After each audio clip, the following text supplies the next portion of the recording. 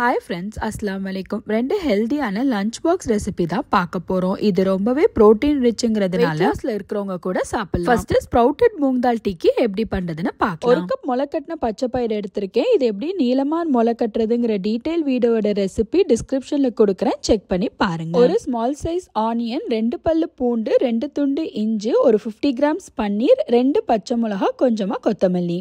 இது எல்லாத்தையும் 1 by 1 food ப்ராசஸர்ல add பண்ணி பல்ஸ் பண்ணிக்கிறேன். நீங்க பச்சை பயிரை மிக்ஸில கிரைண்ட் பண்ணிக்கலாம். மீதி இருக்கிற ஐட்டம்ஸை முடிஞ்ச அளவுக்கு குட்டி குட்டியா கட் பண்ணிக்கோங்க. பன்னீரை நல்லா ஷ்ரெட் பண்ணி ஆட் பண்ணிட்டு தேவையான அளவு உப்பு, 2 டீஸ்பூன் கரம் மசாலா, 1/2 டீஸ்பூன் சாட் மசாலா, கொஞ்சமா பெருங்காயத்தூளும் ஆட் பண்ணி எல்லா ஐட்டம்ஸும் ஒன்னா பிளெண்ட் ஆகுற மாதிரி மிக்ஸ் பண்ணிக்கோங்க. எல்லா ஐட்டமும் ஒன்னா மிக்ஸ் ஆனதுக்கு அப்புறமா நீங்க இந்த மாதிரி ரவுண்டா ஷேப் பண்ணி டிக்கி மாதிரி ரெடி பண்ணிக்கலாம். எனக்கு இதுவே கரெக்டா இருந்துச்சு. சப்போஸ் உங்களுக்கு ஷேப் பண்ண வரலன்னா நீங்க அரிசி மாவு, பேசன் ஃப்ளோர் எது வேணாலும் ஆட் பண்ணி ஷேப் பண்ணிக்கலாம். இந்த மாதிரி ஷேப் பண்ணதுக்கு அப்புறமா ஃப்ரீஸ் பண்ணி 1 வீக் வரைக்கும் கூட தேவைப்படும் போது யூஸ் பண்ணிக்கலாம். கடாயில 2 டீஸ்பூன் ஆயில் மட்டும் ஆட் பண்ணி மீடியம் ஃப்ளேம்ல ஷாலோ ஃப்ரை பண்ணி எடுத்தா நம்மளோட டிக்கிலாம் சூப்பரா ரெடி ஆயிடுச்சு.